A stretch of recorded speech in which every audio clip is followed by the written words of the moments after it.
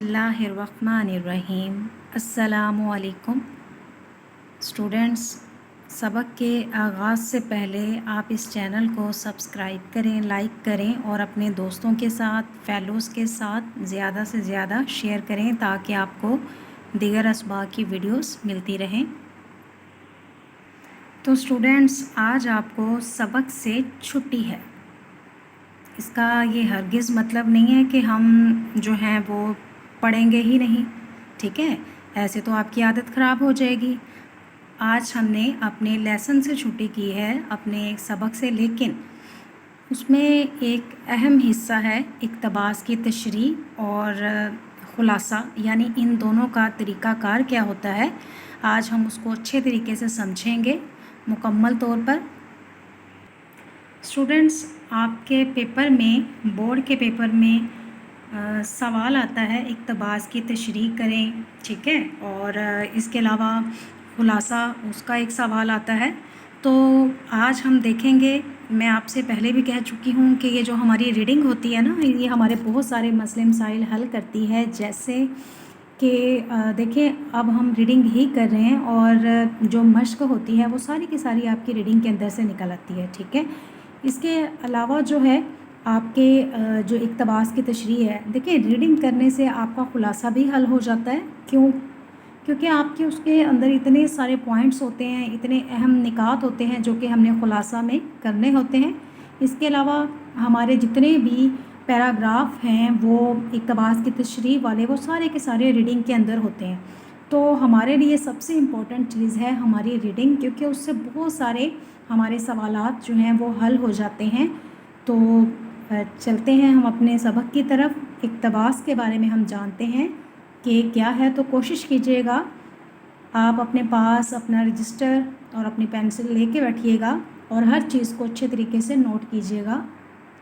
देखिए यहाँ पे सियाक़ो सबाक, ठीक है, हवाला मतन, ख़त कशीदा अल्फाज, ठीक है, अल्फाज के मायनी यानी ख़त कशीदा अल्फाज के मायनी, पैराग्राफ जो है उसकी तशरीह, ठीक है। आपको इस तरह का एक सवाल आएगा जो कि आपको कहा जाएगा, आपने सबसे पहले कोशिश करनी है कि आपने देखना है कि ये जो सवाल है उसमें क्या क्या पूछा गया है। आपने ये नहीं देखना कि जो चीज़ टीचर ने करवाई है हम वही करेंगे, नहीं। आपने सबसे पहले माइंड में ये रखना है कि आपके सवाल में क्या क्या पूछा गया, जो चीज़ पूछी गई है वही लिखनी है। इसके अलावा अपना टाइम वेस्ट करने की बिल्कुल भी ज़रूरत नहीं है, ठीक है। अब यहाँ पे जितना कुछ भी दिया गया है, मेरी कोशिश यही होगी कि मैं वन बाय वन यानी कि आपको उसके बारे में बताती चलूँ, तो कोशिश कीजिएगा, ज़रा ध्यान से सुनिएगा। तो सबसे पहले हम पढ़ेंगे कि जो इक़्तिबास है ये है क्या, ठीक है। देखिए स्टूडेंट्स, आपके पास एक सवाल है, ठीक है। आपसे वो पूछ सकते हैं इक़्तिबास की तशरीह करें, पैराग्राफ की तशरीह करें, नसर पारे की तशरीह करें, ठीक है। बहुत तरीक़ों से वो आपसे ये सवाल पूछ सकता है। तो वो इक़्तिबास की तशरीह होती क्या है, यानी कि आपको किसी भी लेसन का एक पैरा दे देंगे, चाहे वो यहाँ से यहाँ तक दे दें, यहाँ से यहाँ तक दे दें, उनकी मर्ज़ी पर डिपेंड करता है कि वो आपको कौन सा पैरा देते हैं। तो आपको उसके बारे में क्या लिखना है ये मैं आपको बताती हूँ। आपने कोशिश करनी है, यहाँ पे देखें कि आपको एक पैरा दिया गया है अलिफ, क्योंकि आपको दो पैरे आएंगे जिसमें से आपने दोनों ही करने हैं। तो आपने कोशिश करनी है अपना टाइम वेस्ट नहीं करना।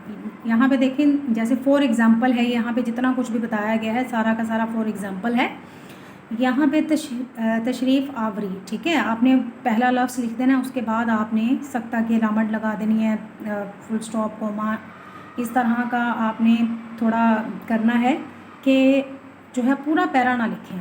आपने कोशिश करनी है, आपने पूरा पैरा नहीं लिखना, आपने सिर्फ उसका पहला लफ्ज़ लिखना है, उसके बाद डॉट्स डाल देने हैं, उसके बाद आपने लास्ट वाले एक दो लफ्ज़ लिख देने हैं। इससे आपका जो है टाइम भी बचेगा और दूसरा ये है कि पेपर पे ज़्यादा से ज़्यादा, क्योंकि एक सवाल है जो कि आपके क्वेश्चन शीट पर है ऑलरेडी, तो क्या ज़रूरत है आपको जो है वो आप अपनी शीट के ऊपर भी उसको उतारें, ठीक है।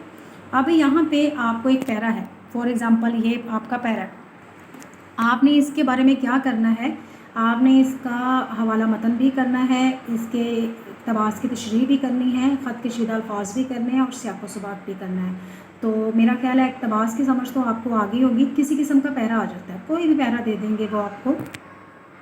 अब यहाँ पे हमारे पास है सियाक़ो सबाक़, ठीक है। अब इसके बारे में समझते हैं। इससे पहले कि आपको पूरा का पूरा खाका बताया जाए, सबसे पहले हम इन चीज़ों के बारे में पढ़ते हैं कि ये चीज़ें हैं क्या। जब तक हमें इन चीज़ों की समझ नहीं आएगी तो हम यहाँ पूरा जो पेपर है उस पर कैसे अप्लाई करेंगे, ठीक है। तो अभी हम करेंगे सियाक़ो सबाक़। देखिए स्टूडेंट्स, सबसे पहले तो हम ये देखते हैं कि सियाक़ का मतलब क्या है। अगर मैं शॉर्टकट में बताऊं, यानी कि जो आपको बिल्कुल जल्दी से समझ आ जाएगी, वो ये है सियाक़ का मतलब होता है पहले और सबाक़ का मतलब होता है बाद में। मेरा ख्याल आपको समझ आ गई होगी इन दोनों लफ्ज़ों की, ठीक है। अब जो है सियाक़ो सबाक़, यानी सियाक़ होता है तर्ज, तरीका, ढंग, और सबाक़ का मतलब होता है ताल्लुक़ या रब्त। यानी आपको जो इबारत आई है, जो आपको नसर पारा एक आपको उन्होंने पैरा दिया है, ठीक है। तो इस सियाक़ो सबाक़ का मतलब होता है कि ये जो पैरा है इसका पूरे के पूरे लेसन के साथ ताल्लुक़ क्या है, किस तर्ज का है, किस ढंग का है, उसका तरीक़ाकार क्या है, उनका आपस में क्या ताल्लुक़ है, ये चीज़ बताई जाती है उसमें, ठीक है। अब आपको इस चीज़ की समझ आ गई है। सियाक़ पहले, सबाक़ बाद में। अब सियाक़ो सबाक़ में लिखते क्या हैं। सियाक़ो सबाक़ होता है एक मरकज़ी ख्याल होता है, यानी पूरे सबक में आपको क्या चीज़ बताई गई है उसके अहम निकात निचोड़ आपने सियाक़ो सबाक़ में बताना होता है, ठीक है। यानी कि जो पैरा आपको दिया गया है ये कहाँ से आया है, सबसे पहले आपने ये लाइन लिखनी है, उसके बाद आपने बताना है, यानी कि पूरे के पूरे सबक का निचोड़ बता देना है आपने, ठीक है। मरकज़ी ख्याल में बताना है, और मरकज़ी ख्याल आप सबको पता होता है किसी चीज़ का निचोड़ होता है मुख्तसर सा तारुफ, जिसमें हमें सब कुछ एक ही दफ़ा में समझ आ जाए। हवाला मतन के बारे में बात है। हवाला मतन यानी कि मतन का मतलब होता है, हवाला मतन का मतलब होता है असल इबारत, यानी कि कहाँ से ली गई है, इसके मुसन्निफ़ कौन है, इसके बारे में आपने लिखना है, ठीक है। ख़त कशीदा अल्फाज के मायने जो होते हैं वो क्या होते हैं, जैसे फ़ॉर एग्ज़ाम्पल यहाँ पे आपके ख़त कशीदा आपने देखा होगा, ख़त यहाँ ऐसे यूँ करके खींचते हैं, यानी यहाँ पे आपके पास हैं कुछ लफ्ज़ लिखे हैं, जैसे अंडरलाइन यूँ करना होता है, लेकिन ये है ख़त कशीदा। ख़त कशीदा यानी ऊपर से डाला गया, ऊपर से खींचा गया। तो तशरीफ़ के ऊपर मैं यहाँ पे एक ख़त डाल रही हूँ, ठीक है। यहाँ पे ये आपके पास एक पैरा है और उन्होंने ऊपर से ख़त डाला हुआ है, यानी कि इसका मतलब होता है कि यहाँ पे आपको ख़त कशीदा अल्फाज जो दिए गए हैं, जो पैराग्राफ में ऊपर ख़त खींचा जाता है, सिर्फ उन्हीं के मायने लिखने हैं आपने। इसके अलावा पूरे पैराग्राफ को टच नहीं करना आपने। यानी कि फ़ॉर एग्ज़ाम्पल ये इंतज़ार है, इसको उन्होंने ख़त कशीदा किया हुआ है, इसको किया हुआ है, इसको किया हुआ है, सिर्फ इन्हीं के मायने लिखने हैं। यानी एक पैराग्राफ आएगा तो ख़त कशीदा अल्फाज के मायने लिखने हैं, उन सारे ख़त कशीदा अल्फाज को निकालना है, उनको एक साइड पे लिखना है अल्फाज, और उसके बाद उसके मायने, ठीक है। उसके बाद बारी आती है ये जो लास्ट पे है तशरीह। हमेशा हम हर चीज़ बताने के बाद तशरीह लास्ट पे करते हैं। तशरीह क्या होती है, तशरीह होती है यानी कि ये जो आपको पैरा दिया गया है आपने इसको टच नहीं करना, ठीक है। इसके अलावा इसको 3 गुना ज़्यादा लिखना है पैराग्राफ। इसमें ऐसा नहीं है कि आपने इसी पैराग्राफ को उठाया और जल्दी से लिख लिया और समझा कि टीचर्स तो बेवकूफ़ हैं, ठीक है। ऐसा मत कीजिएगा, पैराग्राफ जो है उसको मत लिखिएगा तशरीह के अंदर। तो तशरीह का मतलब होता है वजाहत से बयान करना, खुल कर बयान करना। तो अब चलते हैं अपने खाका की तरफ। आपके पास एक सवाल है, ठीक है। उन्होंने कहा है कि इक़्तिबास की तशरीह करें, ठीक है। मैं एक दफ़ा इसका फिर से खुलासा कर देती हूँ कि आपके पास एक पैरा आया है, आपने क्या करना है, उस पैरे को अच्छे से पढ़ना है। आपको फ़ौरन पता चल जाएगा, अगर तो आपने रीडिंग अच्छे से की है तो आपको समझ आ जाएगी कि ये जो पैरा है ये कहाँ से आया है, ठीक है। अगर आपको समझ आ गई फ़लाँ सबक से आया तो आपको ये भी पता चल जाएगा कि हाँ इसकी मैंने रीडिंग की थी, तो मुझे लगता है, हाँ मुझे ऐसे लगता है कि ये दरमियान से आया है, शुरू से आया है या लास्ट से आया, आपको समझ आ जाएगी। तो उस पैराग्राफ को आपने जो है उसकी तशरीह करनी है, लेकिन कोशिश करनी है कि आपसे पूछा जो जाए आपने वही लिखना है। ऐसा नहीं है कि आपसे, देखिए अभी जो हमारी पंजाब बोर्ड, तो उसमें ये चीज़ है, ये चीज़ ख़त्म हो गई है, ठीक है। لیکن ہم نے اس کو پھر بھی اچھے طریقے سے یاد کرنا ہے. کچھ بھی ہو سکتا ہے, آپ کا پیپر چینج بھی ہو سکتا ہے, کبھی بھی کچھ بھی رولز جو ہیں وہ گورنمنٹ کے آ سکتے ہیں. اس کے علاوہ اگر ہم فیڈرل کو دیکھیں تو اس میں یہ چیز نہیں ہے, وہ ابھی فی الحال ختم ہے, ٹھیک ہے, باقی سارا کچھ ہے. لیکن ہم نے سب کچھ کرنا ہے کیونکہ کیا کچھ بھی ہو سکتا ہے, وہ سوال کو کبھی بھی چینج کر سکتے ہیں. تو ہمارے لیے یہ تو نہیں ہوگا نا کہ ہم نے کچھ یاد ہی نہیں کیا, ہمیں کچھ پتہ ہی نہیں ہے, ٹھیک ہے. تو یہ سوال آتا ہے, 1-2 پیرے آتے ہیں آپ کو الف اور بے, اور دونوں ہی کرنے لازمی ہوتے ہیں. پہلا پیرا جو ہے وہ بھی 5 مارکس کا ہوتا ہے اور دوسرا بھی 5 مارکس کا ہوتا ہے. اور اس کے علاوہ سب سے پہلے حوالہ متن. حوالہ متن میں آپ کو پہلے بھی بتا چکی ہوں, ہم نے وہ چیز کرنی ہے, سبق کا عنوان لکھنا ہے. آپ نے نام یہاں پہ نام نہیں لکھنا, ٹھیک ہے, سبق کا عنوان, ٹھیک ہے, مصنف کا نام, اور یہاں پہ آپ نے لازماً لکھنا ہے. جہاں سے سبق یعنی کہ آپ نے پیرا کو پڑھنا ہے, آپ کو پتہ چلے کہ کہاں سے آیا ہے, تو آپ نے سبق کے عنوان کے آگے لکھ دینا ہے. اس کے بعد اس کے مصنف کون ہے, اگر تو آپ نے اس کے حالات زندگی اور مصنف کے بارے میں پڑھا ہے تو آپ کو سمجھ آ جائے گی, تو آپ اس کے مصنف کا نام بھی لکھ لیں گے. تو پوائنٹ یعنی کہ 0.5 کا یہ ہوتا ہے. ہر جیسے آپ کے میتھ کے اسٹیپ بائی اسٹیپ مارکس ہوتے ہیں نا, اسی طرح ان کے بھی مارکس ہوتے ہیں. آپ اردو کو یوں ہی مت جانے دیجیے گا.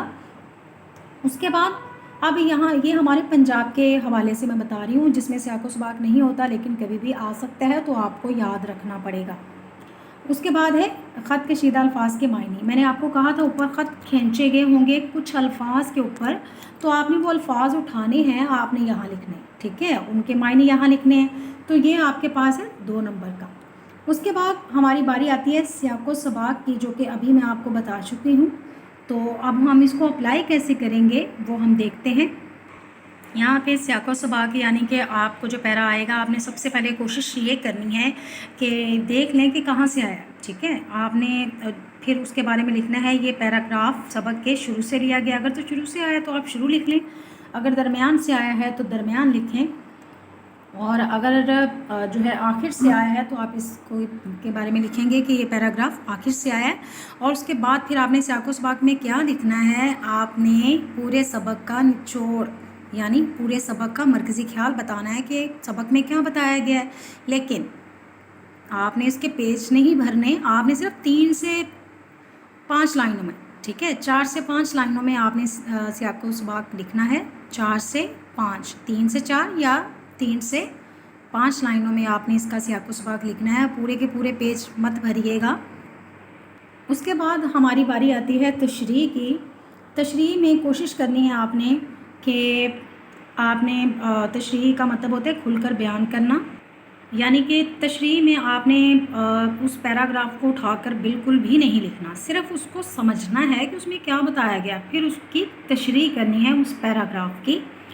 اور کوشش یہ کرنی ہے کہ کسی حدیث کا حوالہ, آیت کا حوالہ, شعر کا حوالہ اگر آپ کے پاس ہے لیکن آپ کے پیراگراف کس سے ریلیونٹ ہو تو آپ نے اس کو بھی ایڈ کر دینا ہے, ٹھیک ہے. اگر کوشش کیجیے گا, یہ چیز ضرور ایڈ کیجیے گا. اس کے مارکس ہوتے ہیں اور بہت اچھے ہوتے ہیں. تو 2 نمبر کی آپ کی تشریح ہوتی ہے, اور کوشش کرنی ہے آپ نے تشریح جب لکھنی ہے تو پیراگراف بنا کے لکھنی ہے. ایسا نہیں کرنا کہ اوپر سے نیچے تک جو ہے وہ آپ ایک ہی سیدھ میں اس کو لے کے آ رہے ہیں, ایسا مت کیجیے گا. کوشش کیجیے گا مارکر کے ساتھ ان ساری ہیڈنگز کو جو ہے بولڈ کیجیے گا, موٹا موٹا کر کے, بڑا سا کر کے لکھیے گا, اور خوبصورتی سے اپنے پیپر کو اٹیمپٹ کیا کریں, ٹھیک ہے. اس سے چیک کرنے والے کو بھی بہت اچھا لگتا ہے کہ بچے نے بہت کچھ اچھا لکھا ہے. اب یہ بھی نہیں سوچنا آپ نے کہ اچھا لکھ دیں اور اس کے اندر کچھ بھی اچھا نہ ہو پڑھنے والا, یا چیکر کو جو اچھا لگے جو آپ, یا اس کے علاوہ آپ کے جو سوال سے ریلیونٹ نہ ہو, ٹھیک ہے.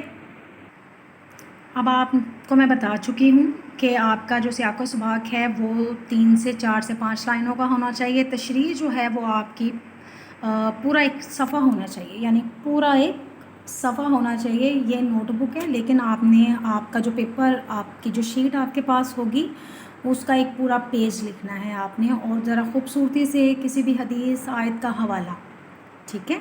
تو امید ہے کہ آپ کو سمجھ آ گئی ہوگی. میں ایک دفعہ پھر سے آپ کو ریپیٹ کروا دیتی ہوں کہ آپ کو ایک پیرا آئے گا, اس کو بہت سارے نام جو ہیں اقتباس بھی کہتے ہیں, نثر پارہ بھی کہتے ہیں, ٹھیک ہے.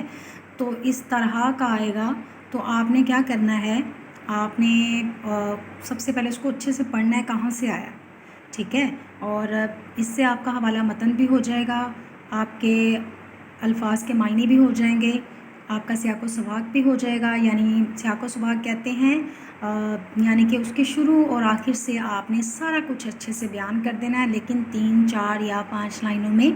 اس کے علاوہ پھر آپ نے اس پیراگراف کی تشریح 3 گنا زیادہ کرنی ہے, یعنی کہ آپ نے پورا ایک پیج کرنا ہے, اور یہ ٹوٹل آپ کا 5 نمبر کا ہے, جس میں سے آپ کے جو حوالہ متن ہے 0.5 کا الفاظ کے معنی جو ہیں وہ آپ کے 2 نمبر کے ہیں. اور جیسا کہ میں نے آپ کو بتایا تھا کہ جو گورنمنٹ ہے یہ پنجاب کی, یہاں پہ سیاق و سباق نہیں آتا, ٹھیک ہے. تو جب ہم اس کو کٹ کر دیں گے تو ہمارے پاس یہ نمبر اس کے ہیں, 2 نمبر اس کے ہیں, اور تشریح کے بھی 2 نمبر ہیں. سمجھ آ گئی. تو جیسا کہ میں نے آپ کو کہا کہ آپ نے اس کو نظر انداز نہیں کرنا, آپ نے اس کو کرنا ہے. تو اس کے علاوہ اب اگر ہم فیڈرل کی بات کرتے ہیں تو فیڈرل کی بات میں یہ ہے کہ وہ یہ چیز نہیں پوچھ رہے ہوتے, یہ چیز پوچھ رہے ہوتے ہیں, لیکن ہم نے یہ بھی کرنی ہے. سوال فیڈرل کا بالکل چینج آ سکتا ہے, یعنی کہ وہ کسی بھی طرح کسی کو بھی چینج کر کے وہ پیپر بنا کے دے سکتے ہیں. تو جب اس کی باری آئے گی تو پھر اگر یہ نہیں ہوگا تو پھر یہ 1 نمبر کا, اور اس کے علاوہ سیاق و سباق 2 نمبر کا, اور تشریح جو ہے وہ 4 نمبر کی, ٹوٹل 8 نمبر ہو گئے. تو ذرا اچھے سے کیجیے گا, اور امید ہے کہ آپ کو سمجھ آ گئی ہوگی سیاق و سباق کی بھی, ٹھیک ہے. اللہ حافظ.